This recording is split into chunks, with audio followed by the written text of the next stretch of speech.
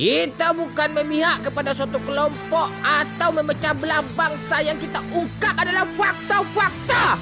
Ini mereka juga masih dungu. Cepat kalian berdua terangkan kepada mereka ke telinganya. Kalau tersumbat, tusuk aja telinganya. Bego dipelihara, kampret. Tor, kumpulkan mak-mak. Arahkan ke mak-mak tu, suruh mak-mak tu bersabar. Suruh hemat-hemat, makan 2 kali aja sehari.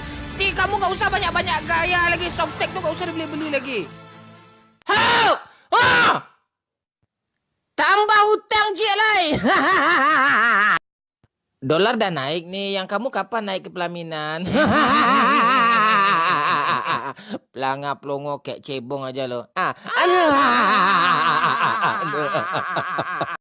Nanti lihat aja di bulan September perekonomian meroket itu. Ya sekarang September nih.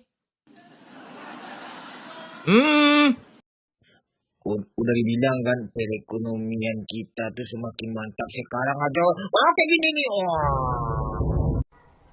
Ingat dulu, cebong, waktu junjunganmu dah berjanji Indosat akan kembali. Tapi kini dolar naik lagi.